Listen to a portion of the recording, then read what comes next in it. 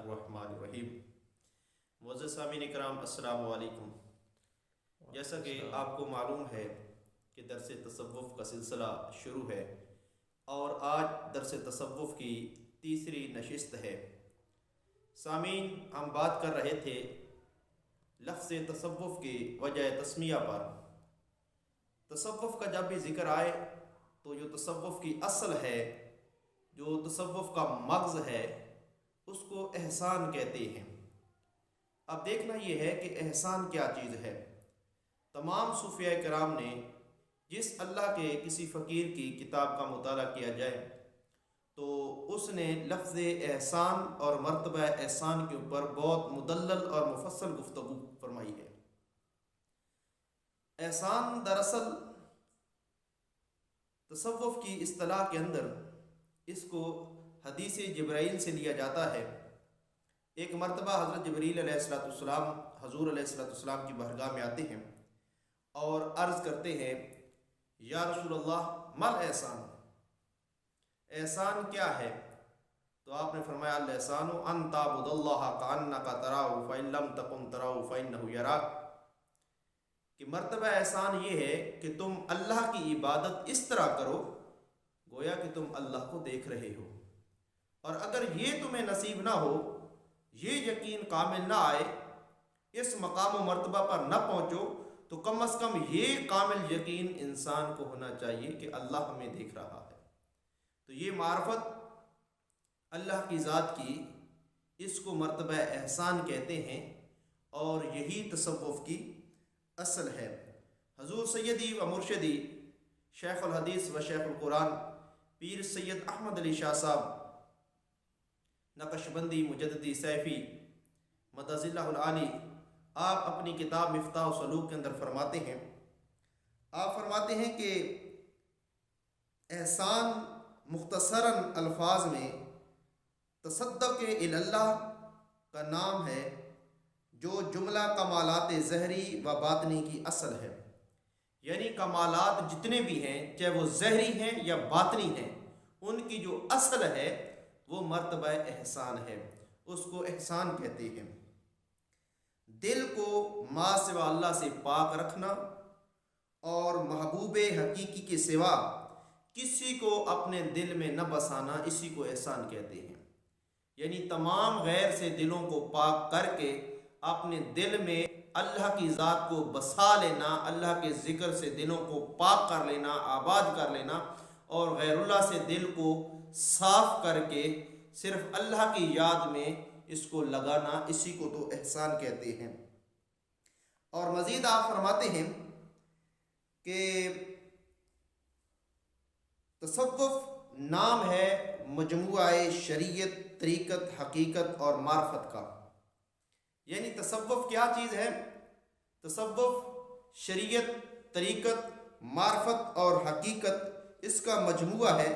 اور آپ فرماتے ہیں کہ شریعت جو ہے یہ راستہ ہے، اور طریقت مطلب ہے، اور اس راستے پر چلنا اور جس مقام کی طرف اور جس منزل مقصود کی طرف یہ راستہ رہنمائی کرتا ہے، اس کو حقیقت کہتے ہیں۔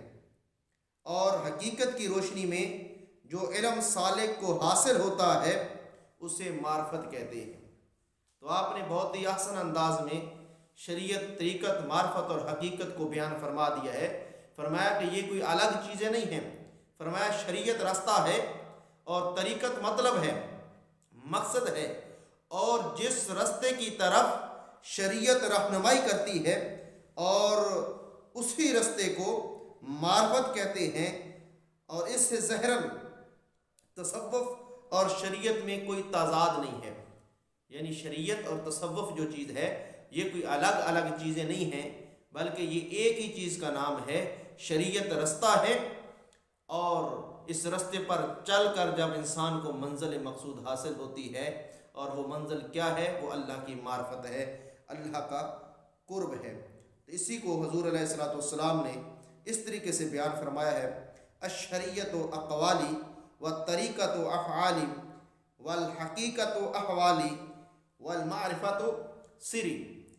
حضور علیہ السلام نے فرمایا کہ شریعت میرے اقوال ہیں، یعنی جو میں نے بیان فرمایا ہے یہ شریعت ہے اور طریقت میرے احوال ہیں اور حقیقت میری باطنی کیفیت کا نام ہے اور معرفت میرا راز ہے۔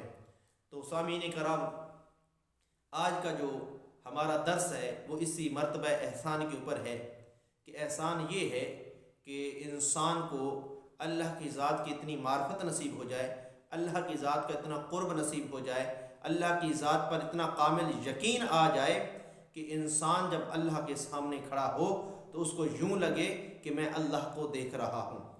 یعنی جو میں نے بیان فرمایا ہے یہ شریعت ہے اور طریقت میرے احوال ہیں اور حقیقت میری باطنی کیفیت کا نام ہے اور معرفت میرا راز ہے۔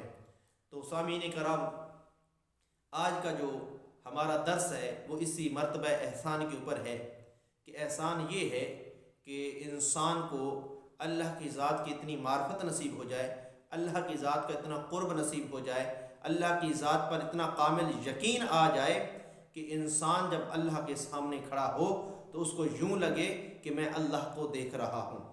لیکن یاد رکھیے گا یہ مقام و مرتبہ یہ بغیر کامل شیخ کے، بغیر رہنما کے نصیب نہیں ہوتا جب تک انسان کو کسی کامل شخص کی نگاہ نصیب نہ ہو، کسی اللہ کے بندے کی نگاہ نصیب نہ ہو۔ اسی کو اقبال نے اس طرح کہا ہے کہ خرد کے پاس خبر کے سوا کچھ اور نہیں، تیرا علاج نظر کے سوا کچھ اور نہیں، کہ یہ مرتبہ احسان اس وقت نصیب ہوتا ہے جب کسی کامل کی نگاہ نصیب ہوتی ہے۔ اس نگاہ سے ہوتا کیا ہے؟ دل کو تزکیہ نصیب ہوتا ہے، دل غیر اللہ سے پاک ہوتا ہے اور انسان کو مرتبہ احسان نصیب ہو جاتا ہے، اللہ کی ذات پر کامل یقین آتا ہے۔ تو رب کائنات کی بارگاہ میں دعا ہے کہ اللہ رب العزت ہمیں یہ مقام عطا فرمائے اور اپنی حقیقی معرفت عطا فرمائے اور اپنے نیک بندوں کی صحبت سے مستفید ہونے کی توفیق عطا فرمائے۔ وما توفیقی